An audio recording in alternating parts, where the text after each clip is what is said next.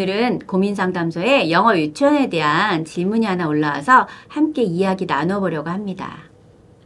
현재 5살인데 내년에 영어 유치원을 보내야 하나 일반 유치원에 보내야 하나 고민입니다. 제 주변은 대부분 영어 유치원을 보내는 분위기라서 작가님 책을 읽고 정말 생각이 많아졌습니다. 그냥 영어 유치원을 보내야 하는 줄로 알고 있었거든요. 그러면서도 혹시 나만 안 보내도 되나? 너무 불안합니다. 정말 영어 유치원 보내지 않아도 될까요? 2023년 11월 29일자 중앙일보 헬로우 페어런츠에 나왔던 기사인데요. 7세 때는 빚을 내서라도 보내라. 3년간 배운 거 6개월이면 익힌다. 정말 많은 생각을 하게 하는 기사였습니다. 그래서 저도 이 기사를 보면서 문득 떠올랐던 생각이 있는데요. 그 내용을 제가 책에 자세히 써 놓았습니다. 그래서 한번 참고하시면 좋을 것 같고요. 오늘 간단하게 한번 이야기 나누어 보겠습니다. 영어 유치원은 교육부에서 2016년부터 영어 유치원이란 명칭 사용 자체를 금지하고 있습니다. 영어 유치원은 보육의 개념이 아닌 교육의 프로그램이 맞춰져 있는 그런 영어 학원입니다. 선택사항이지 필수 코스는 아닙니다. 그러니까 우리 아이가 유치원 시기에 가장 먼저 챙겨야 될 것이 무엇인지 어머님들이 생각해 보시면 될 것 같고요. 제가 아이들을 직접 만나서 이제 이야기를 들어보면 원어민 선생님이 너무 무서웠다. 영어만 사용해야 되기 때문에 화장실을 가고 싶어도 표현을 몰라서 화장실을 제대로 가지 못했다. 그런 슬픈 이야기도 해주고요. 제가 아이들의 공통점을 찾아보니까 듣기나 쓰기는 좀 다소 부족했고요. 발음은 좋은 경우가 많았고요. 제가 듣기 평가를 좀 시켜보면 아이들에 따라 정도의 차이는 있었지만요. 보통 50에서 60% 정도 듣기 평가를 아이들이 알아들었고 문제 해결 능력이 있었습니다. 그리고 말하기 실력은 어느 정도 일상적인 회화는 가능했으나 깊이 있는 대화는 한계가 있는 그런 공통점을 발견했습니다. 물론 이거는 당연한 결과입니다. 유치원생이 얼마나 깊이 있는 대화가 됐을까요? 그렇기 때문에 애초에 영어 유치원을 보낸다고 저희가 생각하는 그런 깊이 있는 대화라든지 영어의 확장을 너무 과하게 기대하면은 그거에 따른 어머님들의 실망감이 더 크다는 거 요거 제가 꼭 말씀해 드리고 싶습니다. 그리고 또 아이들의 공통점 중에 하나는요. 영어 유치원을 졸업하거나 다니다 온 아이들 같은 경우에도 제가 이제 간단한 테스트를 통해서 기본기가 부족하고 구멍이 있는 친구들은 부족한 부분을 메우는 거 먼저 제가 활동을 시키거든요. 그것이 가장 첫 번째가 듣기 실력을 늘리는 건데 이때 제가 활용하는 방법이 연속 따라 말하기 방법인데 영어 유치원 아이들은 학원에서 학습식으로 배운 아이들하고 공통적으로 듣고 따라 말하는 것이 아니라 자꾸 보고 읽으려는 특징이 있었다는 거 이게 조금 의미가 있습니다. 그러니까 파닉스의 과정을 거쳐서 소리에 집중하는 것이 아니라 먼저 리딩에 집중을 하기 때문에 아이들이 문자 인식이 먼저 가고 상대적으로 이제 소리 인식이 좀 더디다는 거. 그게 제가 봤을 때 모든 아이들의 공통적이었고요. 그 다음에 또 무엇보다 일반 유치원을 다니면서 엄마표를 하는 아이들의 실력이 우수해서 영어 유치원 다니는 어머님이 깜짝 놀라서 영어 유치원을 그만두고 저를 찾아오는 경우도 있었습니다.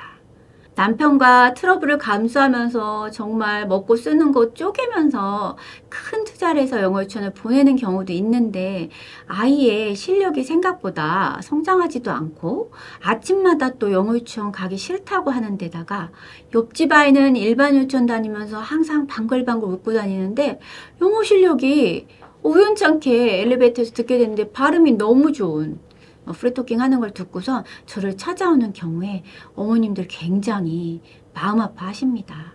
나는 도대체 그동안 뭘 한 거지? 그 많은 돈을 쏟아 부었는데 우리 아이는 왜 실력이 이거밖에 되지 않았지? 그래서 저한테 오셔서 처음에는 다시 시작하려고 정말 초심으로 돌아가서 오시는데요. 어느 순간 지나다 보면 사람이 또 다시 예전 생각이 나잖아요.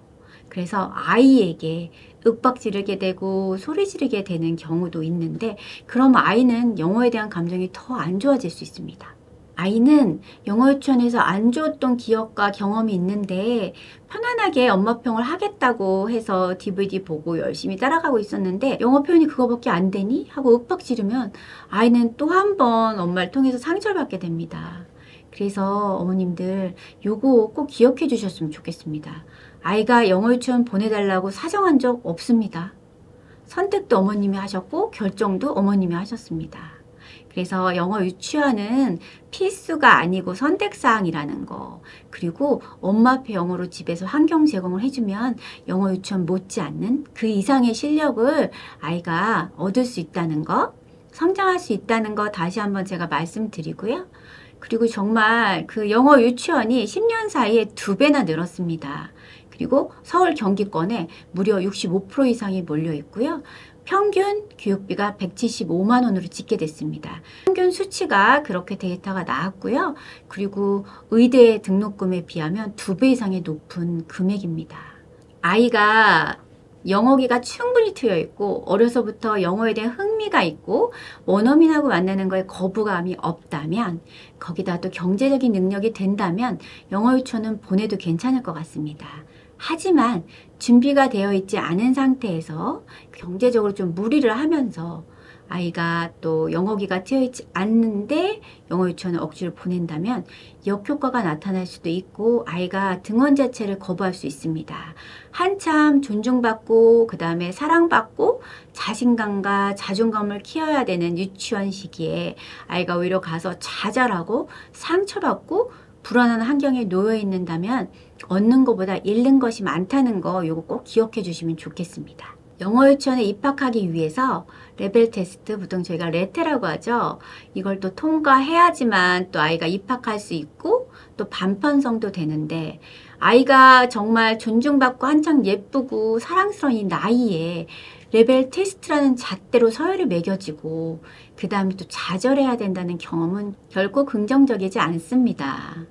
오늘 사연의 주인공 어머님, 영어 유치원은 선택사항이지 필수 코스 아니고요. 주변의 아이들이 모두 보낸다고 꼭 보내야 된다고 생각하실 필요 절대 없습니다. 그 시간에 한글책 다독에 집중시켜 주시고 그 다음에 엄마하고 정서적인 교감, 그리고 그 돈을 모아두셨다가 아이가 엄마표 영어로 능통해졌을 때 5년 이상 충분히 채워졌을 때 해외여행을 가서 사용하시면 충분히 돈이 남고 보람찬 시간을 보낼 수 있으시기 때문에 절대 어머니 불안해하지 마시고 저를 믿고선 엄마표 영어 환경 조성해 주시는 거 추천합니다. 아이의 상황을 먼저 지켜보시는 거, 그게 가장 중요합니다.